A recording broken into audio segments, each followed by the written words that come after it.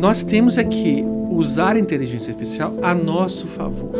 Porque na medicina, e principalmente na área de imagem, a inteligência artificial ela tem muito que nos ajudar. O câncer, ele é um erro. E esse erro, ele vai atuar no DNA. Então, a gente fala que 100% dos cânceres, eles estão com um erro de DNA. O sedentarismo, né? A má alimentação, o próprio fumo está voltando um pouco. E, por exemplo, a vacinação do HPV, que é uma coisa importantíssima, não pegou ainda. É uma coisa inexplicável, né? Porque é uma coisa tão importante. Sim. Então, o tumor não é sinônimo nem de neoplasia, muito menos de câncer. Toma um galo na cabeça, estou com um tumor na cabeça. Ah, mas está com um galo na cabeça. Eu estou com um tumor na cabeça. Então, estou com um dedo inchado, eu estou com um tumor no dedo. Né? Dá um martelado no dedo, ele vai inchar. Nem todo tumor é câncer. Não. Aliás, a minoria é câncer. A minoria dos tumores são câncer. Olá, pessoal, sejam muito bem-vindos. Hoje o nosso podcast está muito especial. Estamos tendo a honra de ter aqui o Dr. Daniel Alvarenga, professor, médico patologista, dono do Laboratório Alvarenga e também conselheiro do Conselho Federal de Medicina, Regional de Medicina, doutor, de Minas Gerais. Minas Gerais, isso. E também Atlético... América. Torcedor do América Mineiro. América Mineiro. Isso. Você vê que eu não estou entendendo de futebol, né? Glorioso, é. Seja muito bem-vindo, Tô. É um prazer ter você aqui com a gente. Eu que agradeço, né, a gentileza do convite e a importância, né, do programa. Isso aí. Pode Medicar, que vem trazer informação de qualidade. É isso né? aí. Nós temos muito assunto Nós estamos hoje. precisando de informação de qualidade. É verdade, Isso é isso aí. Vamos começar aqui, então, conhecendo um pouquinho quem é o Dr. Daniel. Fala um pouquinho pra gente da sua história, né, da sua trajetória como patologista. Tá. Eu sou mineiro, né, de Belo Horizonte. Fiz a faculdade na Faculdade de Ciências Médicas, em Belo Horizonte, né, são 6 anos. Depois eu fiz a residência médica na USP, Ribeirão Preto. Eita, coisa boa. Fiquei lá, né, muito bom lá. Lá é muito bom. Tirando o calor, né, mas tem um pinguim que ajuda, né? É verdade. E voltei para Belo Horizonte, trabalhei na Santa Casa, né, de Misericórdia de Belo Horizonte. E fui cobrir férias de uma colega em Governador Valadares, bebi da água do Rio Doce. E por lá já estou há 25 anos. Né? Então, e sou anatomopatologista, que é uma especialidade médica, né? E aí, conta um pouquinho, pessoal, essa especialidade. O que é o patologista, Isso. né? Aí você mexe com pato? Não mexe com pato. Né? A patologia, por conceito, é o estudo das doenças. Né? Então, a gente brinca que o patologista é o médico do médico. Então, nós tiramos as dúvidas do médico. Então, a paciente tem um nódulo na mama. Que nódulo? É benigno? É maligno? Então, tira um pedacinho, manda para o patologista, né? Paciente tem uma lesão de pele. O que é essa lesão? É uma inflamação? É um tumor? É tumor benigno? Maligno? Tira um pedacinho de pele. Então, nós examinamos todos os tecidos. Todos. Pele, rim, fígado, osso, cérebro, olho, pâncreas, qualquer tecido. Né? E o patologista também, ele é, na nossa formação, principalmente no R1, né, nós fazemos muitas autópsias. Né? Então, nós examinamos, vemos a causa da morte do paciente, ou estudamos a causa. Algumas vezes ela já é conhecida, mas a gente precisa saber a extensão da lesão, né? Se é uma lesão contagiosa, se é uma lesão, um câncer, que tipo de câncer. Então, nós estudamos a doença. A doença em si. Né? E aí, doutor, por exemplo, né? Não é hoje, por exemplo, a gente não vê os alunos, né, com esse interesse pela patologia. O que o senhor acha que acontece assim para perder o interesse? Porque é fundamental. A especialidade é fundamental para nós, né? Depois nós vamos falar um pouquinho sobre as doenças. E o que o senhor acha que precisa aí investir, né, nesse conhecimento do patologista para ver mais interesse? Excelente pergunta, e é uma coisa que a gente conversa muito nos congressos, né? Um dos fatores é que vários professores de patologia nas faculdades de medicina não são patologistas. Vamos falar a verdade. Então, eles não dominam na prática, são muito bons professores na teoria, mas na prática eles não dominam a patologia.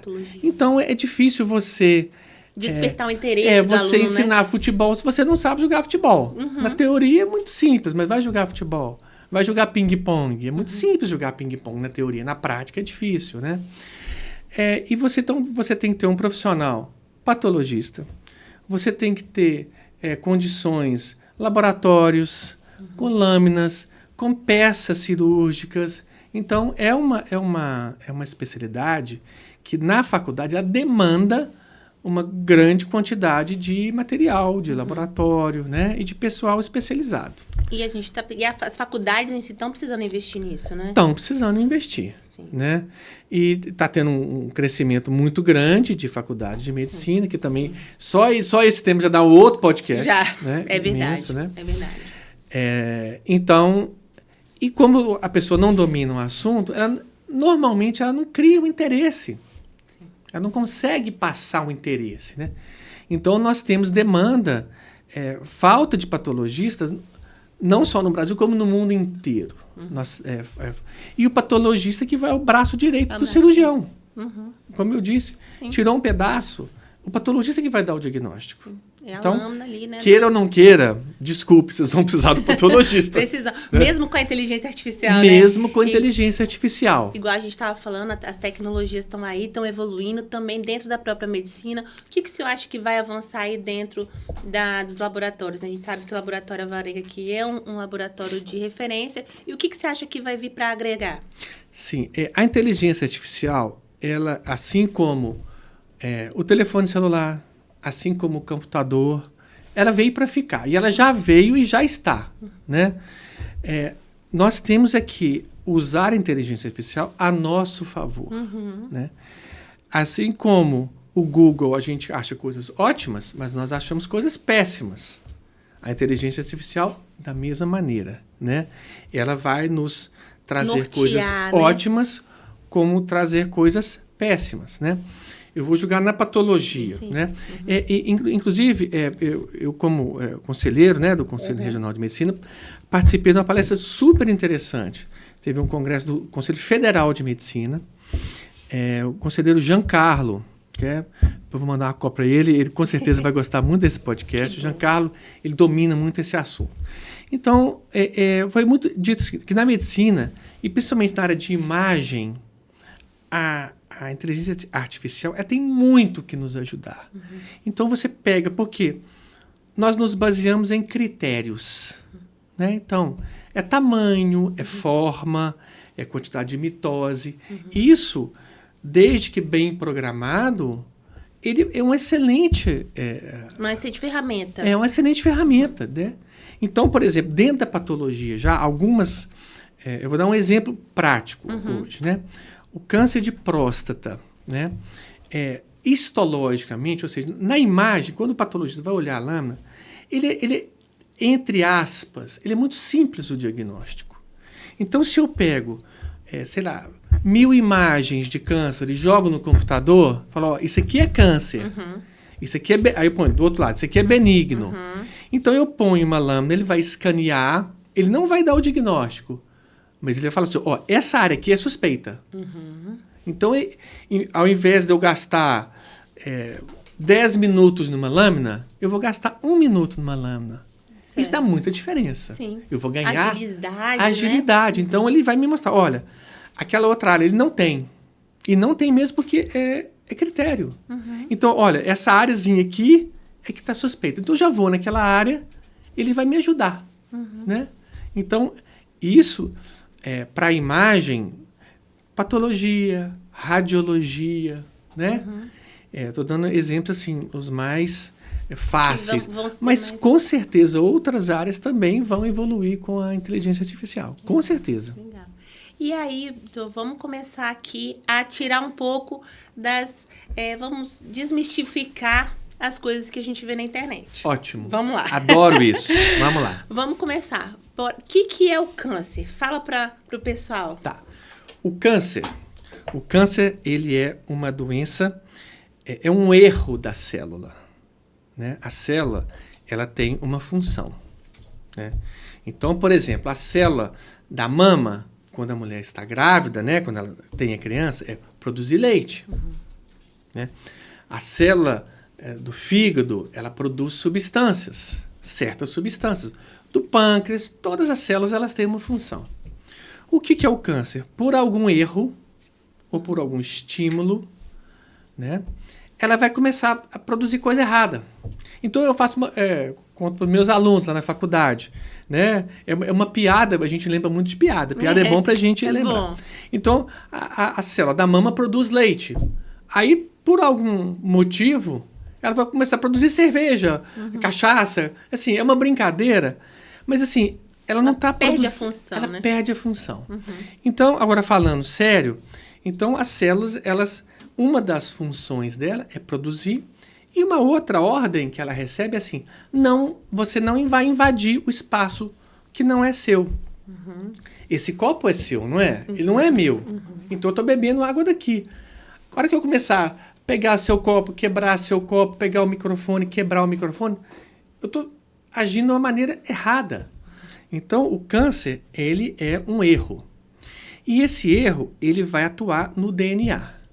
Então, a gente fala que 100% dos cânceres, eles estão um erro de DNA. Então, por exemplo, esse erro pode surgir da exposição ao sol. Então, eu tenho uma causa que vai atuar no meu DNA.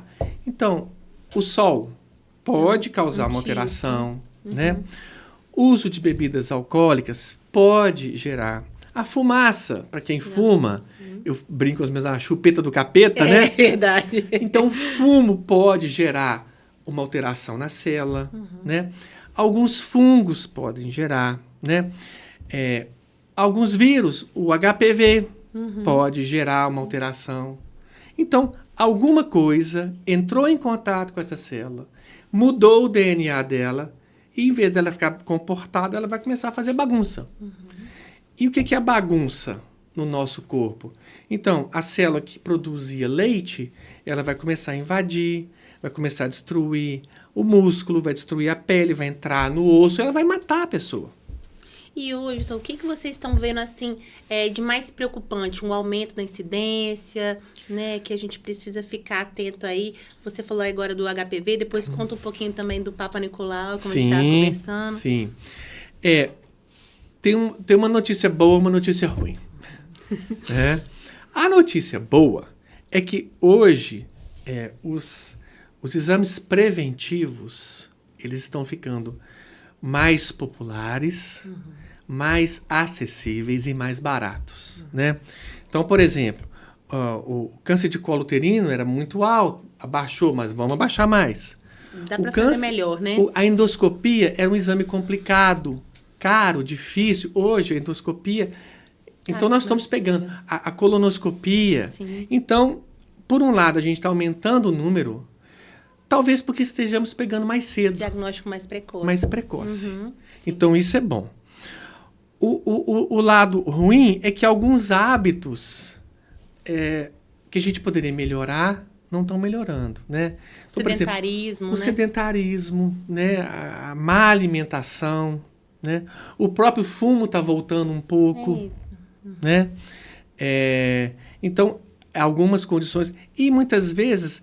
E, por exemplo, a vacinação do HPV, que é uma coisa importantíssima, não pegou ainda. É uma coisa inexplicável, né? Porque é uma coisa tão importante. Sim. Né? Então, mas nós estamos evoluindo. Né? E, infelizmente, algumas informações... Nem tudo que está na internet é verdadeiro, pessoal. Nem tudo. Precisamos separar coisa verdadeira de coisas fake news. Sim. Né? Que isso atrapalha. Uma coisa que a gente tem visto, por exemplo, é o tal do vinagre de maçã vai curar todos os cânceres, né? Então, assim, tudo é hoje um corpo inflamado. Como patologista, vamos explicar ao pessoal o que é uma inflamação? Ótimo, nossa. Se você quiser tomar a sua água pra você... Deixa eu até pra desinflamar, tô brincando. Inflamação é um conceito muito bem definido, que vem de 2000 anos atrás, que é o seguinte... É uma resposta a uma agressão, né? Então, a inflamação, quando você machuca o seu dedo, né? Corta o seu dedo, ele vai ficar vermelho, vai ficar dolorido, né? Às vezes vai dar febre. Então, tem todo Uma cascata, né? Uma cascata. É um conceito. Então, não é qualquer coisinha. As pessoas... tudo é inflamação. Não é inflamação. Igual, tô triste, tô com depressão. Depressão também não é. Depressão também tem um conceito. Sim. Então, infelizmente, a palavra inflamação, ela está sendo mal utilizada, né? E uma outra coisa, seria maravilhoso se um copo com sal, açúcar ou vinagre curasse tudo. Eu gostaria de que isso fosse verdade, mas não é. Não é. Né? Não é. A indústria farmacêutica falou que a indústria farmacêutica não quer que você saiba disso. Duvide dessa frase. Duvide dessa frase. Né? Existe a cura do câncer. Aí eu brinco. Você está falando qual dos 10.548 tipos de câncer? Porque câncer não é uma doença. Câncer são várias doenças. Câncer de mama tem mais de 50 tipos de câncer de mama. Né? Então, assim, não vamos brincar com coisa séria, não. Verdade. Né? Para não ser mal educado. Sim. Aí eu falo assim, gente, não vamos brincar com coisa séria, não. Né? Isso envolve doença, envolve sentimento. Sim, né? sim. E muitas vezes a gente vê um paciente com uma doença grave, aí sugere um tratamento miraculoso. Milagres não acontecem todo dia. É verdade. Né? Quem então, dera, assim, né? Seria maravilhoso, mas todo mundo quer milagre. Todo mundo quer milagre, todo mundo quer coisa barata. Não é por aí. Não é por aí. E né? aí, voltando aqui, né, essa parte da inflamação, Sim. você disse, né, que a gente estava falando da inflamação, aproveitando Sim. que a gente falou, a questão do tumor. Quando fala do tumor, já quer logo o câncer. Então... Isso, é outra coisa também. O tumor é todo crescimento. Então, um galo na cabeça é um tumor, né? Então, muitas vezes, o tumor não é sinônimo nem de neoplasia, muito menos de câncer, né? Então, toma um galo na cabeça, estou com um tumor na cabeça. Mas você está com um galo na cabeça. Eu estou com um tumor na cabeça. Eu estou falando coisa séria, né? Sim. né? Então, as pessoas acham que... E uma inflamação, eu estou com um dedo inchado, eu estou com um tumor no dedo. De uma inflamação, de uma resposta que eu tenho a um processo. Pode ser infeccioso, pode ser qualquer coisa. Né? Dá um martelado no dedo, ele vai inchar. Nem todo tumor é câncer. Não. Aliás, a minoria é câncer. A minoria dos tumores são câncer. Né? E quando vem lá no diagnóstico, né? Inconclusivo, como é que vocês trabalham com isso? Explica aí pro pessoal. De novo, seria maravilhoso se a coisa fosse assim, claro e escuro. Né? Seria maravilhoso. 1 ou 2, mas não é. Algumas vezes tem o preto, o branco e tem o cinza. Né? Existe um trabalho, não vou lembrar agora assim de cabeça, que eles pegaram 10 casos de câncer. Mostraram para os 100 maiores patologistas que só mexem com câncer de mama do mundo. Mostraram para eles. 100 patologistas, 10 casos. Não houve consenso. Em nenhum caso. Então, algumas vezes, 50 falavam assim, é benigno. Outros falavam assim, não sei. Entendeu? Então, em alguns casos, ou ainda nós precisamos de uma nova tecnologia, né? Ou são casos muito... Eu dou um exemplo que aí fica bem fácil. Eu estou vendo aqui essa imagem. Né? Então, eu sei que aqui é amarelo. Aqui é verde, aqui é roxo. Mas se eu colocar essa televisão em preto e branco, eu vou ver aqui claro, e aqui eles vão ficar iguais. Então acontece isso na ciência. Que eu estou na televisão preto e branco, aí eu descubro um outro exame que vai conseguir diferenciar. Então, algumas vezes, só que as pessoas querem, e eu concordo, a gente sempre quer o melhor, o mais moderno, mas algumas vezes nós estamos limitados, né? Se a gente pensar que há 100 anos atrás, as pessoas morriam de tuberculose. As pessoas diabéticas morriam, porque não tinham insulina. Com a evolução da ciência, criou-se, né, o antibiótico, criou-se a insulina, que salvam. Então, hoje Salva é vidas. inconcebível a pessoa morrer de tuberculose. Há 100 anos, né, morria-se de tuberculose, né? Então, são as evoluções. E muita coisa a gente ainda não está nessa dúvida. Não sei, é inconclusivo. Então, O acompanhamento de perto. como nesses bom casos, mineiro, né? Não sabe? Vamos acompanhar. Deixa né? ele pertinho, vamos. Sim. Né? É. E aí, o que você acha, assim, que dentro dos exames que tem aqui no laboratório, quais, assim, na sua opinião, pela necessidade e importância, deveria ter mais procura? Que isso te preocupa, por exemplo? 2 em especial. Primeiro é o exame preventivo, que aqui em São Mateus, né, e região, adjacências, né, adjacências, temos excelentes profissionais da ginecologia, excelentes, tá? Um nível assim, não deixa a desejar em nada, né? A Vitória, Belo Horizonte, Rio, São Paulo, mesmo porque quase todos os profissionais aqui estão sempre indo em congresso. É verdade. Então, assim, o nível aqui é sensacional. Então, não é por falta de profissionais competentes, muito pelo contrário. Sim. Né? Eu acho que muitas vezes é desconhecimento, mas é o nosso corpo. Nós temos que investir no nosso corpo, na nossa saúde. Né? Então, os exames preventivos que a gente pode prever, que é do colo uterino e do gastrointestinal, que também a turma aqui é sensacional, a turma de gastro e a turma de colono aqui são de excelente qualidade.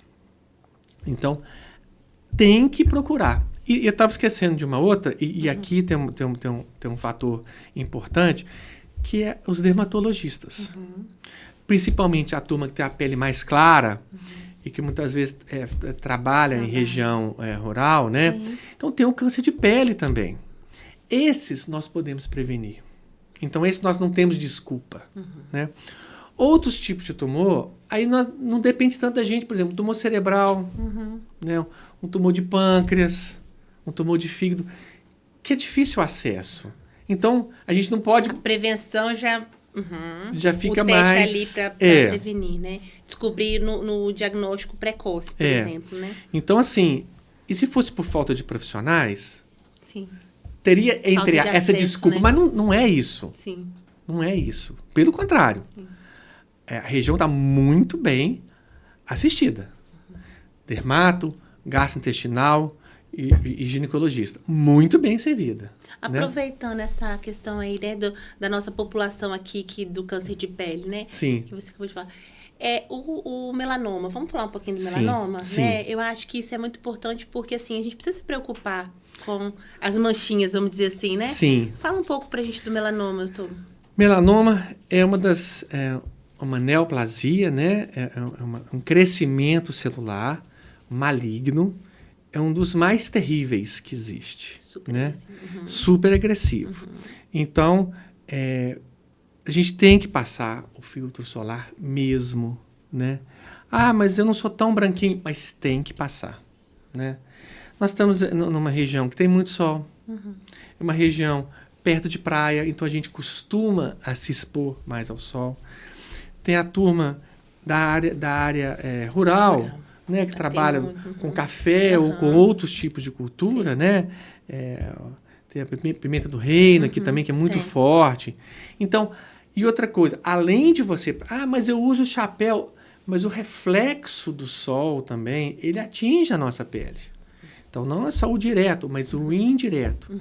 Então, quem está exposto ao sol tem que passar o protetor, tem que botar uma blusa para cobrir as áreas que ficam expostas, né? E, na dúvida, marque uma consulta com o seu dermatologista ou com um dermatologista. Para avaliar. Se não tiver um dermatologista, está numa cidade menor, procure um médico, né? Procure a informação, gente. Ela tá disponível para todo mundo, né? Então, essa também eu não aceito essa desculpa, não. Você está falando aí uma coisa, eu lembrei. Na época, eu tranquei a faculdade, né? Na época, fui morar fora. Sim. Morei 2 anos fora, trabalhar, não tinha conseguido FIES, formei na Mescan, né? E aí eu trabalhava na neve. Você sabe, mesmo com protetor, eu ficava roxa de vermelha. Sim. Aí, porque neve queima demais. Sim. Né? E veio as manchinhas. A luz do centro cirúrgico queima demais também, né? Como Sim, anestesista. Então, a gente precisa realmente cuidar. Sim. Né? Aproveitando aqui sei de uma história aí que você morou na China. Conta pra nós essa história. Pois é, em 2016, eu fui fazer eu tenho uns amigos asiáticos, né, chineses, que moram lá em Governador Valadares, e tem um grande amigo valadarense que mora em Hong Kong. Oh. E eu fui fazer uma visita ao pessoal. E eu fui é uma cidade-estado, né, que hoje chama região autônoma especial, que chama-se Macau. Vale a pena. Depois você vai lá no Google, põe Macau. Eu vou, tá? Ela pertenceu a Portugal. Os portugueses chegaram em 1506 em Macau. Então, é pequenininha, mas é muito interessante. Então, lá, por quase 400 anos, quase 500 anos, pertenceu a Portugal. Então, oficialmente, fala-se português e chinês. Olha, né? Que bacana. E o serviço público de lá, eles são obrigados a ter profissionais que falam português e chinês. Olha. Então, eu, por curiosidade, fui ao hospital de Macau, né? Que é imenso, tem 1.200 leitos. É o hospital Conde de São Januário, em português. E eu fui fazer uma visita, né, de cortesia, e eles me gostaram do meu currículo. Você não quer passar um ano aqui para aprimorar? Então, eu tive a oportunidade, trabalhei como médico patologista em Macau e frequentei muito serviço lá de Hong Kong, que é referência em linfoma, em tumores, né? Muito, muito legal lá. E foi uma experiência ótima. E o interessante é que algumas lesões que tem lá, muitas de orofaringe, que são raras aqui, pelo vírus Epstein-Barr, lá são comuns. Então, eu pude presenciar algumas coisas que a gente vê em livro, mas a gente não vivencia, né? Que algumas regiões são diferentes daqui. E outras não. Bacana. E eu levei, assim, de presente patologista. Algumas lâminas de esquistossomose, que eles nunca tinham visto, né? Então, é a troca de experiência. Sim. Então, foi um ano, assim, muito enriquecedor. Mas não aprendi a falar chinês. Não. Só obrigado, tchau. A gente ia pedir para falar um pouquinho. Que bacana. E em relação às doenças que estão voltando? Você acha que pós-pandemia tivemos aí doenças que aumentaram a incidência? Sim, infelizmente, com certeza. A pandemia, ela nos trouxe várias lições. Algumas boas, algumas ruins, né? Uma coisa boa foi o aprendizado que a gente tem de fazer reuniões online, né? Sim. A gente ter mais acesso à tecnologia e tal. Mas uma coisa ruim da pandemia foi a quantidade de fake news. É verdade. Né? A quantidade de fake news. Acho que estamos sofrendo isso aqui até hoje. E algumas pessoas vão, né? Sim. Então, e as pessoas muitas vezes não acreditam em coisas verdadeiras e vice-versa, né? Então, por exemplo, a sífilis está voltando, né? O herpes também está aumentando. Então, assim, coisas que a gente já estava acabando com elas, a poliomielite está voltando, né? Então, esse problema da vacina... com vacinação, muito importante dizer isso. A vacinação, gente, é uma coisa séria, né? Agora, outra coisa... Não existe nenhum medicamento, nenhuma vacina que seja 100%. Sempre vai haver efeito colateral. Então, se eu salvo 10 milhões e tem mas aquele todo medicamento, né? A Novalgina, tem gente que tem reação alérgica à Novalgina. Eu vou proibir Novalgina, né? Então, o iodo, a minha mãe era alérgica a iodo, então eu vou proibir o iodo no mundo por causa da minha mãe? Não posso fazer isso.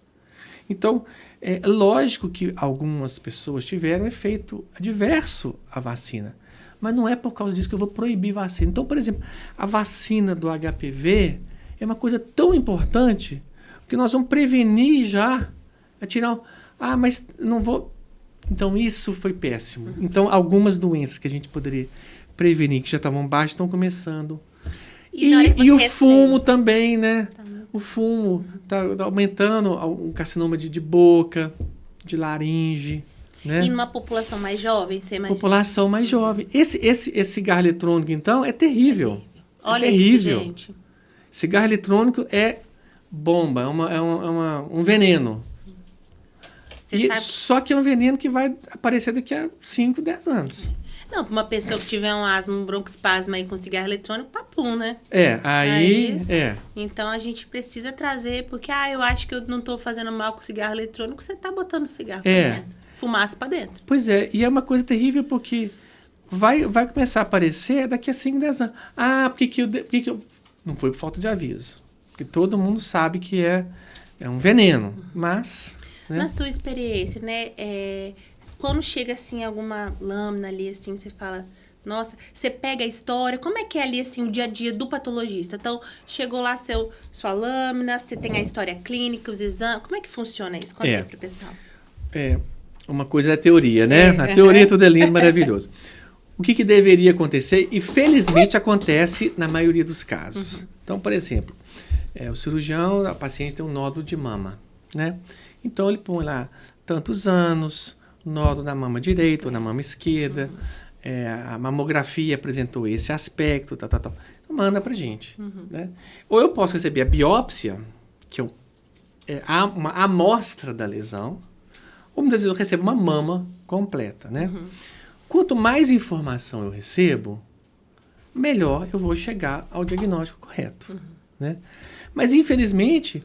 O povo tá perdendo a mão de escrever, não tá? Foi assim... Vamos falar a verdade. Lesão de pele. Aí É difícil. Aí eu costumo dizer com os meus alunos, que eu falo assim, você vai ter que encontrar uma pessoa num estádio cheio de futebol. Eu falo assim, a pessoa... Cabelo castanho. Cabelo castanho, ponto. Aí você vai ter 1 milhão. Nossa, a pessoa tem o cabelo castanho, vai estar com uma blusa amarela, vai estar com um tênis azul, vai estar com a blusa do América Mineiro. Pronto, vai ser assim, somos poucos, né? Então, quanto mais informação, é importantíssimo. Aí eu vou dar um exemplo prático disso. Tem uma lesão de pele que chama névoa de Spitz. O nome a gente deve evitar, mas essa lesão, ela é comum em criança e ela é benigna. Mas se eu não falar a idade e falar que é um adulto, eu vou dar o diagnóstico de melanoma. Olha. Eu vou dar, porque ela é 99% idêntica ao melanoma. Então, se eu tenho uma lesão de pele sem idade, eu não solto o diagnóstico. Né? Aí, e muitas vezes é de uma cidade no interior, então o motorista que vai trazer, eu falo, tem que ter idade. Enquanto eu não tiver idade, eu não... Porque senão, ou eu vou deixar uma pessoa com lesão com diagnóstico benigno, ou uma pessoa, o contrário, uma pessoa com câncer, eu falo que é benigno. Eu não posso, né? Então, a informação, ela é muito importante. Eu entendo que muitas vezes o cirurgião terminou a cirurgia às 3 horas da manhã, está cansado, foi um plantão complicado. Eu não estou negando isso. Mas ele não pode me furtar da informação. Porque a coisa mais importante é o paciente. O paciente é o ator principal dessa história, da nossa história como médicos. Sim. Nós somos atores coadjuvantes, nós não temos que aparecer. Nós temos que resolver o problema dele. Interessante um patologista falar isso para anestesista. A gente é totalmente coadjuvante, né? Mas não nós somos coadjuvantes, né? Assim como o cirurgião é coadjuvante também. Sim. Né? Então, quem é o cara? É o paciente. Ele é o número 1, número 2, número 3. Para ele que nós trabalhamos. Então, né, o anestesista não tem que aparecer, o patologista não tem que aparecer, o cirurgião não tem que aparecer.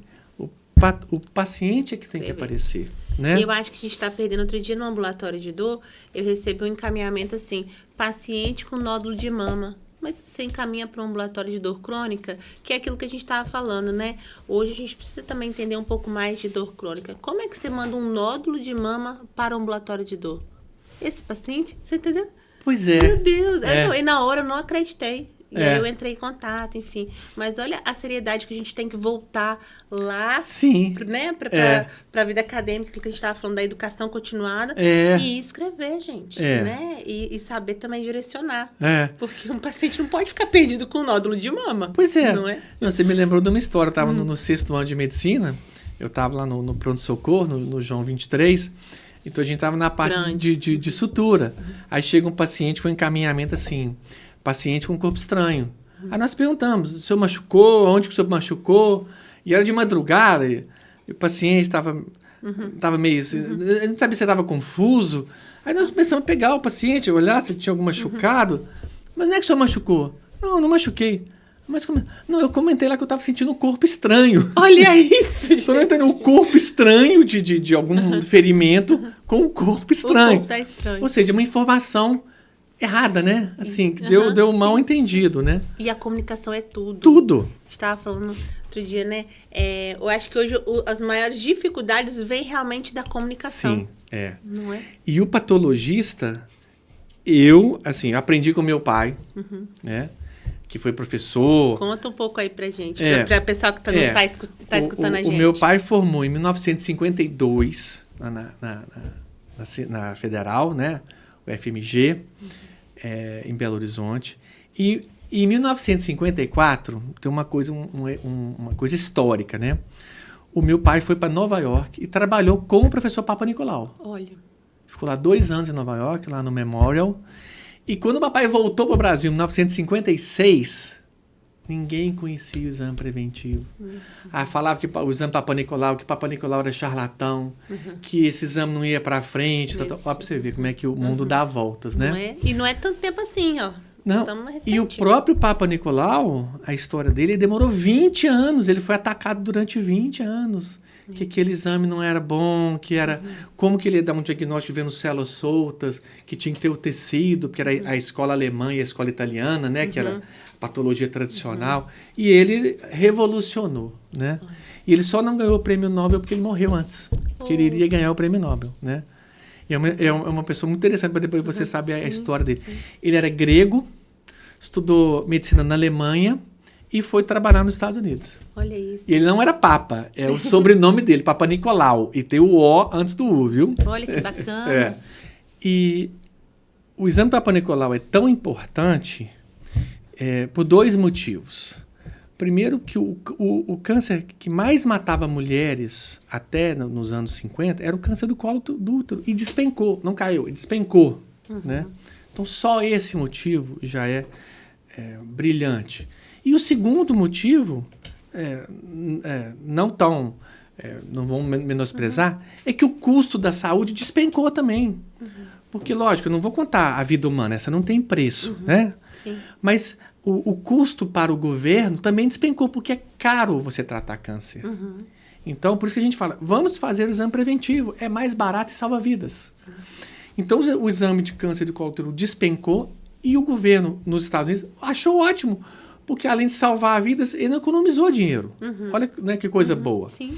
E a partir disso criou-se a mentalidade do exame preventivo de todas as áreas, que é ótimo. Você salva vidas e salva dinheiro, né? Sim, ótimo. Duas coisas ao mesmo tempo. Né? Tivemos aqui recente a doutora Juliana Colprocto. Sim. E falou muito também sobre a colonoscopia. Depois quero deixar o convite para o pessoal estar ouvindo lá, falando sobre indicações, quando procurar, quando iniciar os exames, né? Que eu acho que isso aí é fundamental também, né? Porque o que a gente está mais vendo hoje são casos iniciados precocemente. Então, antes, por exemplo, estava numa faixa etária de 45 a 60. Hoje a gente está vendo antes. Sim, né? E, por exemplo, lá na sua história profissional, o que assim te deixou mais orgulhoso dentro da área, né, da diagnóstico, algo que você ajudou, né, que você falou assim, nossa, que bacana, né? Foi para isso, sabe, aquele orgulho que dá na gente de ter feito algo bacana? Tem alguns casos que são assim marcantes. Não me interessa se uma coisa que eu falo lá no laboratório e é de verdade. O exame entrou no laboratório. Não interessa se ele é particular, se ele é convênio, se ele é cortesia. Ele é um exame de uma pessoa que com certeza teve pai e mãe, né, para nascer. Então ele tem familiares, né? Então aquele exame ele é tratado e lá no laboratório ele entrou, independente disso, né? Sim. Ele vai ser processado do mesmo jeito, da mesma maneira. Né? Então, algumas vezes, a gente tem a suspeita de câncer, né? O exame de imagem é suspeito de câncer, Muitas vezes o exame de sangue é suspeito de câncer. E a gente fala, não é câncer. Né? Isso dá Então, isso não tem preço. Não tem preço. Né? A importância, A importância, né? Ou algumas vezes é um câncer inicial que você vai tratar a pessoa, ela vai ficar curada. Sim. Né? Então, assim, e algumas vezes a gente faz um exame, também independente se é particular. Aí a pessoa vai e manda assim um queijo para você, né? Primeiro manda um queijo, cafezinho. Né? Oh, delícia! Então, isso assim, demonstra o amor. Sim, né? sim. Amor, confiança, amizade, não tem preço. A gente não faz download. Não tem no Mercado Livre. É verdade. Não tem no Amazon. Não tem. Não tem para comprar. Então, essa gratidão, o muito obrigado, isso não tem preço. Não tem preço. Né? E a medicina nos proporciona isso, né? Então, esse assim, cuidado. Nossa, né? bom demais. Né, apesar de estarmos ali não sermos, né, o ator, a gente está... Sim, coadjuvante ali. Coadjuvante, né? Isso aí não tem preço para nós. E aí veio, então, a montar o Laboratório Alvarenga. Sim. Conta pra gente um pouquinho dessa parte do empreendedorismo, da gestão, como é que você concilia isso e o que para você é fundamental ter no seu laboratório, tanto questão de segurança, né? Fala um pouquinho para o pessoal aí. Eu vou falar de Valadares, vou falar de São Mateus, né? Só ficar, são dois, né? Só para explicar pro pessoal. Tem lá e tem aqui. É o mesmo laboratório. Tem uma parte que fica em Governador Valadares e uma parte que fica em São Mateus. Eu fui para cobrir férias de uma colega, né, em Valadares, bebi da água do Rio Doce, vou beber água né? E estabeleci lá. Então, existia uma carência, né, de exames. Então, os exames eram muito bem feitos, como continuam sendo bem feitos pelos outros patologistas que estão lá, mas demorava muito tempo. Então, a demanda era grande. E a patologia, você não vai tirar uma pele porque você quer, você não vai fazer uma endoscopia porque você quer. Então, existe todo um preparo. Existe um preparo, existe uma preocupação, sim. Então existe uma angústia. Sim. Então eu fui para um lugar que precisava de um patologista. Então foi bom isso, né? Bom para os pacientes, bom para mim, porque eu também... A gente se dispõe a trabalhar. É bom você trabalhar. Sim, é bom ser útil, né? A gente veio para esse mundo para ajudar, né? Eu penso assim, aprendi isso com meu pai e com a vida, né? Que a gente veio para ajudar, né? Eu tive a oportunidade de montar uma equipe excelente, né? Então não sou só eu tenho toda uma equipe, né? As secretárias, o pessoal técnico, o pessoal administrativo, o pessoal da digitação. Então você proporciona também, né? Empregos diretos, empregos indiretos, né? O pessoal da gráfica também. Então eu acho importante a gente estar dentro, você participar da comunidade, né? E eu fui convidado para dar uma aula para o curso de enfermagem aqui, um curso extra, para a primeira turma de enfermagem aqui da UFS. Né? E como eu digo, Niki, eu cheguei aqui, né? Eu fui abordado por alguns colegas que sabiam que eu estava aqui, que bacana tal. Daniel, nós estamos com uma deficiência aqui dos exames anatopatológicos e citopatológicos, que são exames médicos, né? E eu comecei a conversar com os colegas. E realmente eu verifiquei que tinha uma carência muito grande. Nós já estamos aqui há 15 anos. Há 15 anos atrás, os exames daqui de São Mateus demoravam 4 a 6 meses. Meu Deus, gente. Porque os exames saíam daqui de São Mateus. Iam para Vitória. Meu Deus. Então extraviava, demorava. Muitas vezes, infelizmente, a gente tem que falar umas coisas. O paciente morria. Chegava o diagnóstico, o paciente tinha morrido. A peça às vezes estragava, porque tem todo um cuidado, né? Tem que estar condicionada, tem que estar no formal, né? Aí eu cheguei, fiz uma proposta para os colegas, né? Chamei, conversei com vários colegas aqui de São Mateus. E falei, olha, Daniel, você vem que nós vamos te prestigiar. Então, vim aqui, né?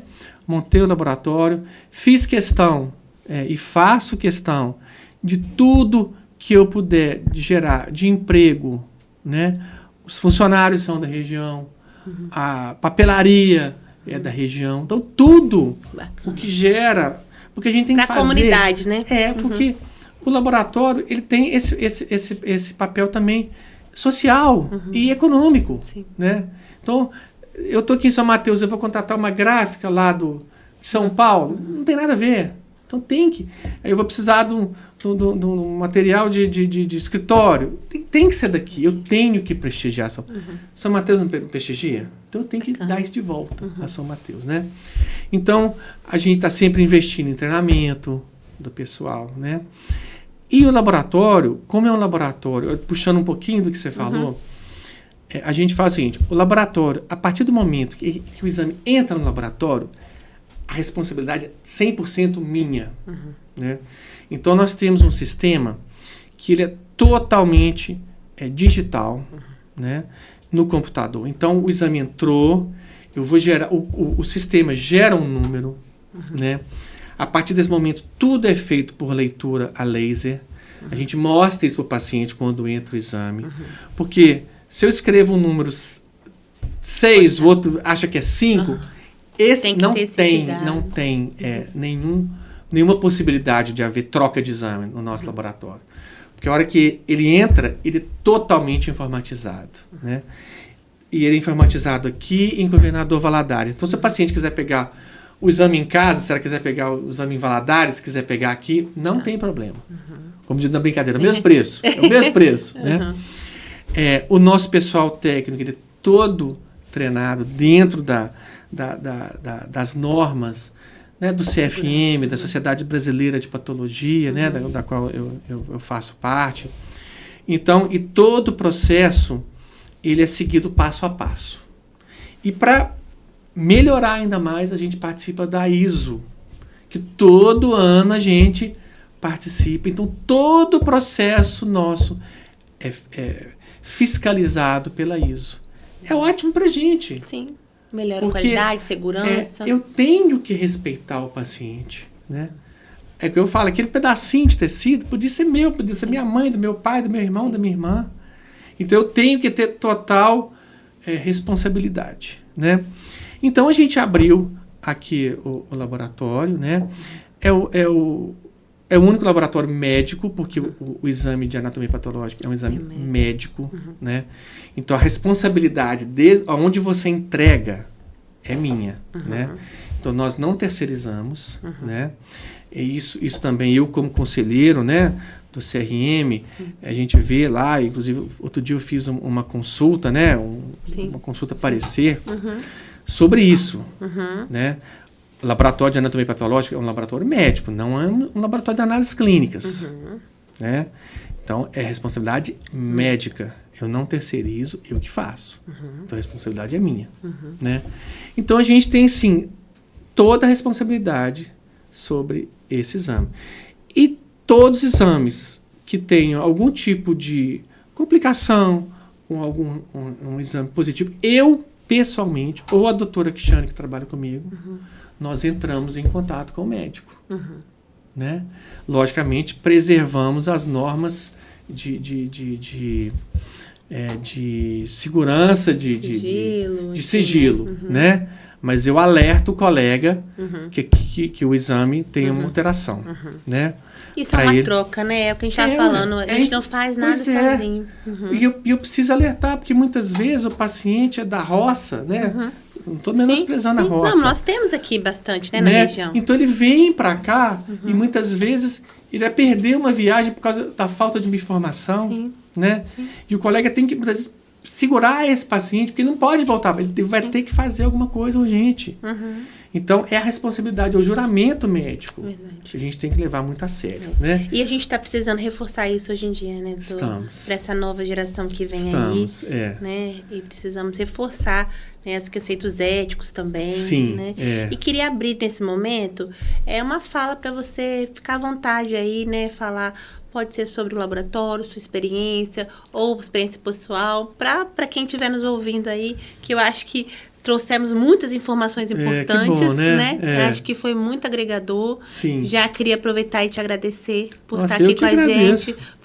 Eu acho que fica para uma próxima pauta. Opa, vai ser um prazer. Não é com queijo, pessoal. Na próxima. Não é queijinho, né? Mas aí eu queria deixar aqui aberto para você ficar à vontade, falar aí com os nossos ouvintes. Muito obrigado. Gostaria de em primeiro lugar, agradecer Agradeço. a você pela gentileza, agradecer a turma técnica que está aqui nos recebendo, né?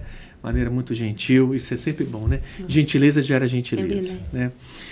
A mensagem é o seguinte, o médico, ele não é um super-homem, ele é uma pessoa humana, né? Então, você deve procurar o médico, você deve conversar com o médico, né? Muito cuidado com informações que prometem muita coisa, né? É uma tendência. A gente quer o milagre. Milagres não acontecem, infelizmente.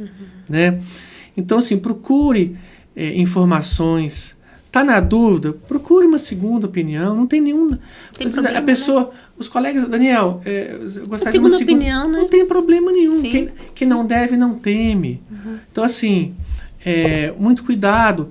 E hoje nós temos sites de confiança, né? A Associação Médica tem site, né? O CRM, o CFM, está na dúvida se o médico ele tem a especialidade mesmo? Entra no site do CFM, veja se ele é cardiologista, se ele é patologista, se ele é dermatologista, de verdade, né? Não que não seja de mentira, mas assim, se ele tem a residência, se ele tem o RQE, né? Que é o Registro de Qualificação de Especialidade, RQE. Então procure saber a formação do seu médico, né? Não aceite qualquer informação. Você vai lá no... eu vou dar um exemplo assim. Você não gosta da cerveja Heineken, ou a Skol, a Brahma? Assim, esse exemplo é horroroso, mas assim, é um exemplo? É um exemplo. Da mesma maneira que você quer saber se a cerveja é boa, quanto mais a sua saúde. Então não é porque ele é bonito, feio, magro, alto, se torce para o Atlético, para o Flamengo. Você tem que saber a formação do médico, né? Então procure saber a formação do seu médico. E não há nenhum problema em perguntar, questionar. Né? Eu sou questionado o dia inteiro. Ótimo! Né? Então é isso. O Google tá aí para ajudar, mas também... Tem verdade, mas tem muita mentira. Sim. Lembrando aí que a tecnologia tá para ajudar, mas é a gente que direciona. É a gente que direciona, né? O caminho tá lá. Você pode ir para a direita ou para a esquerda. Tá na dúvida? Para e pergunta. Quando você não tá perdido, você não pergunta? Eu vou para a direita ou para a esquerda? Você não vai sem saber. Você pode estar entrando numa fria. É isso aí. Não é? Gente, eu adorei. Eu quero te agradecer eu de também. verdade. Muito obrigada. Trem bom danado, né? Muito obrigada, doutor. Fica o convite para a próxima. Beleza, vai ser um prazer. Obrigada. Tamo junto. Gente, espero que vocês tenham gostado, tá? Acompanha aí no Spotify e também no YouTube. E os cortes lá no Instagram, tá? Obrigada, tchau. Um abraço.